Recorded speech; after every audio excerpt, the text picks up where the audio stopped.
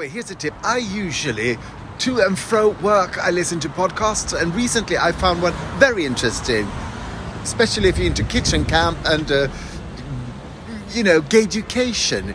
There's one, Let's Talk to Lucy.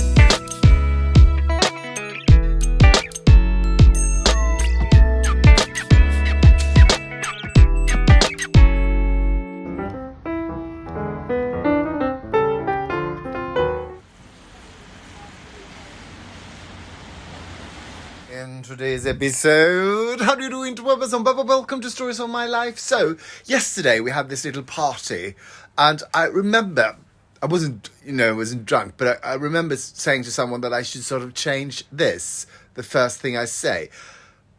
But I can't remember now what I was supposed to change it for. So, yeah, please remind me if you know, because I just sort of like, yes, we said that, yes, I should do that, and then I sort of like, oh, no, I forgot it. Anyway, I'm at work, theatre, got up really early, or just, got up, got into the shower, got to work, so nothing really happened, and then I got here, and I started with this, and, the tumbler, and the dryer, and the airing cupboard, and mending a lot of stuff. So nothing much going on. A little bit later, when I go home in a couple of hours, I will go by the grocery store. And that's, fascinating in itself. And I might do some cooking. And I think, and then tomorrow I'm having the day off. Oh God, I haven't really woken up. It's afternoon and I haven't really woken up, I feel like. I don't know. It's like when you work here, you sort of just go, it's a robotic work. You just sort of, I do that, and then I change that, and I hang that, and I dry that, and I do that. So, anyway, you too can be this happy and content. Countrymen and concubines, it's time to get going. I need to do some grocery shopping, some grocery shopping. And, is it snowing? I'm not sure, it's dark outside. It's really dark outside, but no snow. Hopefully, no snow. Okay, good. Because I need to go home and possibly do some baking or something. Something needs to happen because I've been in this little bubble just working, and now I need to sort of feel that I'm alive. Anyway, here's a tip. I usually, to and fro work, I listen to podcasts, and recently I found one very interesting, especially if you're into kitchen camp and, gay-education. There's one, Let's Talk to Lucy, because it's an actual podcast with Lucille Ball, who's been dead for years. She started a radio show when she went around and interviewed her friends, and now someone put it up as a podcast. So go look for Let's Talk to Lucy. It's a great one. She talks to a great many stars, and you get an insight in life at the time. This must be in the, 60s, 70s, I think, 70s, I think, yeah. She interviews Carol Channing on the set of Hello, Dolly, and Dean Martin, and lots of other superstars as this.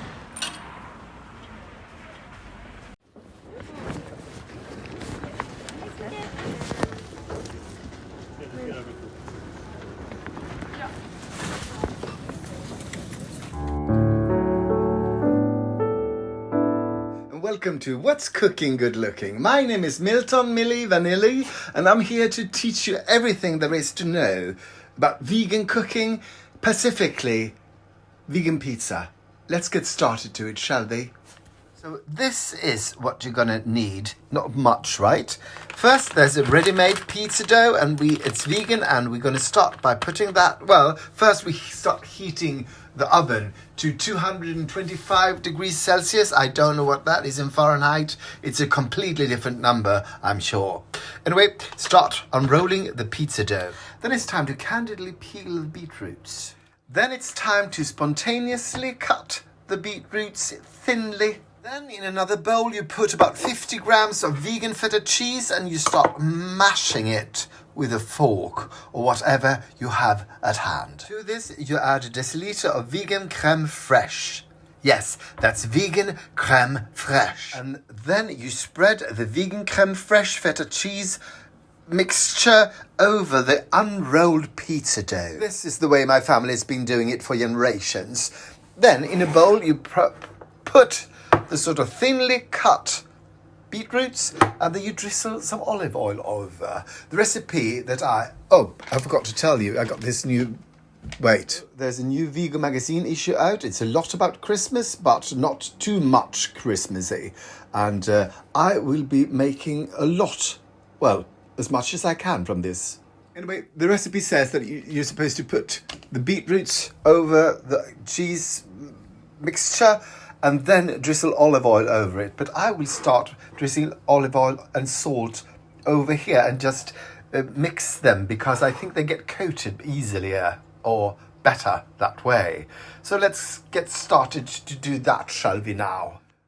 Drizzle, drizzle, drizzle, drizzle. Yeah, drizzle, drizzle. And when we sort of gave it the first mix, we sort of add some rosemary, some dried rosemary. The recipe calls for fresh. Haven't got it, don't care. Let's mix again. And now it's time to move the beetroots onto the cheese mixture. And then, of course, we drizzle some more olive oil onto this because, it's olive oil. It's good for you. Anyway, into the oven it goes for 12 minutes in 225 degrees Fahrenheit. No, Celsius, never mind. 12 minutes. It is exactly 12 minutes later and the pizza's out of the oven. It's time for a little taste test. This is sort of a Swedish pizza salad, some olives, and I think I might have used maybe you should have 2 small beetroots, because these might have been, I don't know if you're supposed to, because they feel a little bit too crunchy to the touch. Here we go. But it is nice.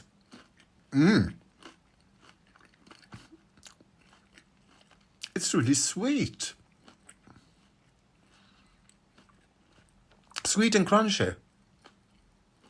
I like it. Thank you for watching and for liking, commenting, subscribing and following. It really helps, and something to do with the internet and the algorithm, I think. So thank you so much.